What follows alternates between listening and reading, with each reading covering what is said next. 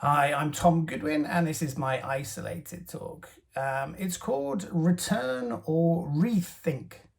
It's based on the idea that while we are all trying to survive right now, and many of us are hoping to return as quickly as possible to a wonderful past that many of us have thrived and enjoyed, we can do better than that. This is an excuse. This is a rare moment in time for us to genuinely rethink the very core fabrics of society, of business, of the built world, and most importantly, the way that we all live our lives. Sounds quite bold. Um, so to start with, I just want to say one thing, which is that I hope everyone is okay. And I mean that seriously. I think we live in an age where it's not okay to say that you are not okay. We live in an age where we've gone through what was first a physical health crisis, which created incredible amounts of anxiety about our physical bodies, and it then turned into an economic crisis, which gave us existential fears about our future and our well-being and our ability to even live or feed ourselves. And now we've moved on to a public health crisis, which is caused by algorithms deciding to tear us apart and deciding to weaponize our attention and to monetize our outrage. And we're now in a completely bizarre situation where somehow we are taught to hate each other and we are taught to not ask good questions, and where being honest is quite difficult. And I think we've been driven apart and into our homes and away from each other, and people are feeling isolated and angry, and they have things to talk about and they're not able to talk about them. We have not been able to say goodbye to our loved ones at funerals because there's not been enough space. We've not been able to graduate. We've not been able to complain. We've not been able to express our fears. We've not been able to go down the pub and gossip. We've not able to have all sorts of miniature transactions in the office which act to make us feel a sense of togetherness. In short, we've been put through what in the modern era is probably the hardest thing you could ever imagine, which is to have a massively traumatic event and to not really be able to discuss it, and then to have algorithms sort of jump on us and then make us feel weird and apart, and that we're conspiracy theorists or that we're fighting a good fight. We're going through an extremely strange period of time, and if you are in pieces, if you are turning to substance abuse, if you are wondering if it's just you, if you are having existential fears about your future, if you're worried about your kids, if you're worried about your grandparents, if you're worried about your career, if you're worried about your home, you are not alone. I think this is a vital time to be hugely empathetic to each other and to try and understand what's driving people the way to behave the way that they are. So that's a little opening gambit for you. I think basically the world has had or will have three eras within our living memory.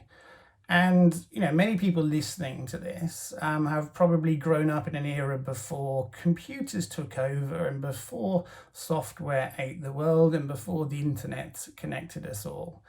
And I think up until around about the year 2000, people were very good at living life. We'd grown up in an age of scarcity, not abundance. We'd grown up with media that we could trust. We grew up with people who would look after our mental health. We grew up with an education system that did a great job of providing us with the tools that we needed to thrive in our careers. I think until the year 2000, life felt quite predictable. We lived in a physical structure with things like cars and offices and cities and roads that made complete sense. We grew up in a business environment where companies paid taxes, where they looked after their employees, where you could expect a carriage clock after working for them for 50 years. Everything about the kind of pre-internet age, it wasn't wonderful. Like, I grew up in an age without much prosperity, where eating an Indian on a Friday night would seem like a massive, massive treat, where content on TV was massively limited. You would get bored watching snooker because there was nothing else on. I remember black and white TV sets. I remember being given a TV set for my 16th birthday, and it was about the most generous thing you could possibly imagine.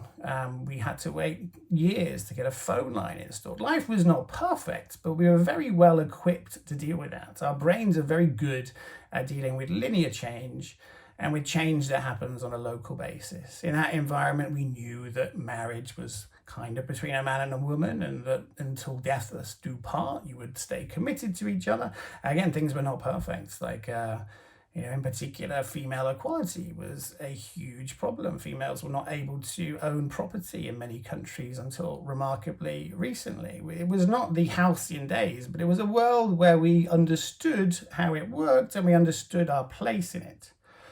The advent of things like the internet and things like the smartphone has meant that every single moment in our life has had technology and has had media injected into it.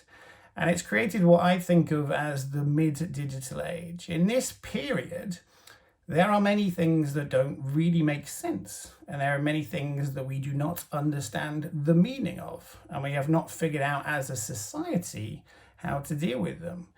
And these things cover everything. We don't quite know what the etiquette in the current period of time is about how to communicate with each other. We don't quite know how dates should be. We don't quite know how to use platforms to set us up with dates. We don't quite know how our careers should look. We don't really know what education should be for the future. What things should we learn about? What tools should we be given to cope with the future?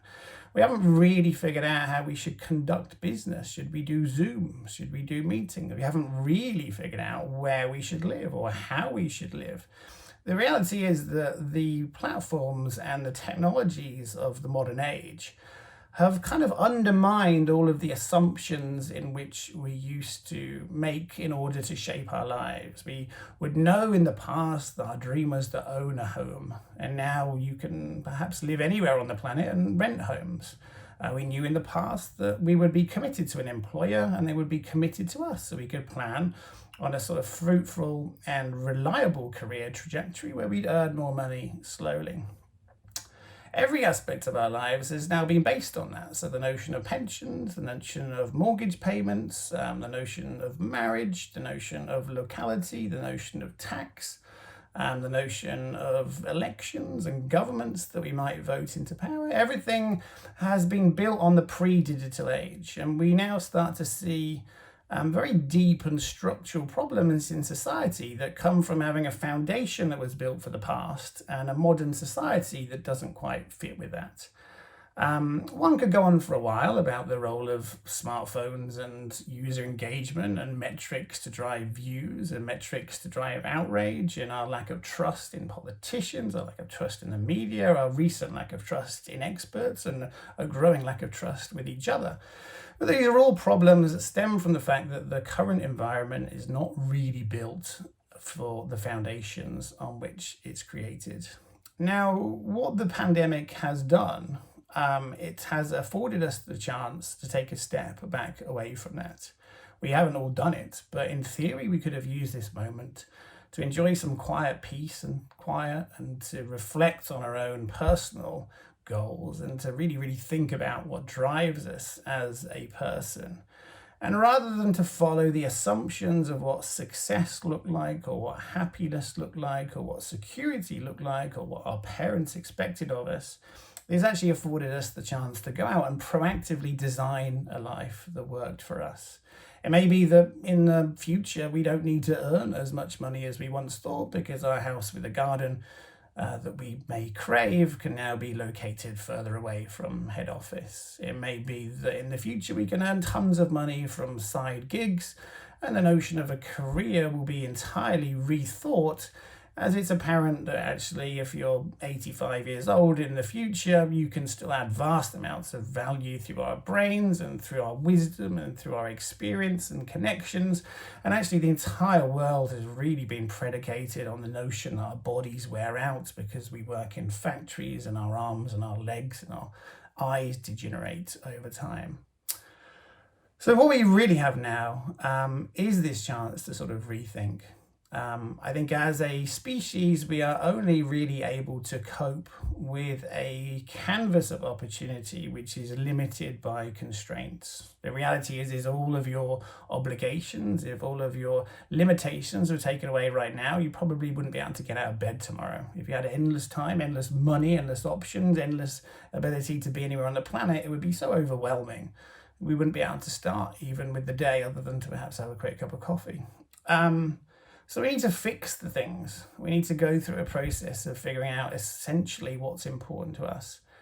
And I think maybe now can be the start of the post-digital age, where we create everything that we want based on the knowledge that we now have the tools to make more things possible than ever before. Like now genuinely is a time where we can write down things that we thought were important to us, but are perhaps not as important as we have assumed. We can write down things that are very important to us that perhaps traditionally we've never thought to be designable for life, or things that we know that we want but were socially unaccepted to say, or things that we know that we want that were always very difficult to do before. So I'm not wise enough to come up with the answers or even know the questions in this instance, but it would be fascinating for everyone right now, especially those with more life ahead of them, and for those with perhaps more tools or more means or more imagination, to think of this moment as a chance to sort of reset. So if we think about what we believe will make us happy, maybe it doesn't come from traditional career success. Maybe it doesn't come from owning property. Maybe it doesn't come from being wealthy. Maybe it doesn't come from having many, many, many friends that you don't have time to see. Maybe it doesn't come from looking beautiful and having millions of people admire you on Instagram. Maybe it doesn't come from many, many aspects of traditional values that we have long thought. And I think if you go through the process of thinking what really does matter to me, and it's probably a very hard thing to do, it may be that you're very content with having a small number of friends that you see all the time. It may be that the only thing that matters to you is bringing up a beautiful, happy, kind of flourishing child. It may be that the only thing that matters to you is that you live close to your parents and you invest in a museum about barbed wire. It may be that it's incredibly important for you to own a studio apartment in every country on the planet and to rent them all out on Airbnb. It may be important for you to earn vast amounts of money now and retire. It may be important for you to slowly earn money that gradually becomes more significant over time, and you become this person with a fairly leisurely life that ends up accumulating rather a lot of material wealth. So it's somewhat overwhelming, but I think there is a chance to look at this moment and to realize that many of the things that have burdened us, many of the things that have caused us anxiety, many of the things that cause us a sense of tension, are actually things that can be challenged. And this is a wonderful moment in time to realize that career trajectories were always down to ourselves rather than other people. That the only job security that you really have is in taking care of yourself and your well-being and your capacity to add value in different circumstances. And I think when we realize that, it sounds quite cheesy, but what's less important is the world and what happens, and much more important is how we respond to things. And that means that we can use this moment in time to really launch ourselves into the future. We can focus on building a strong core. We can focus on a lifestyle which is both rich and diverse and fulfilling, but also deeply sustainable.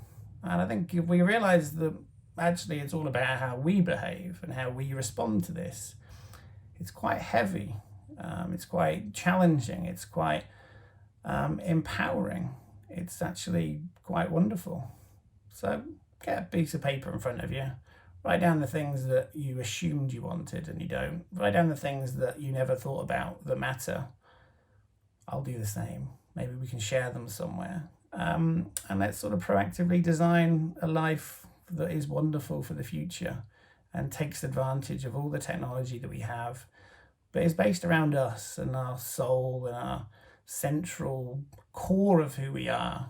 And the phone and the internet and platforms and apps, they just become little levers that we can control on our own terms to make the most of who we are. It's a good time to rethink and to prosper.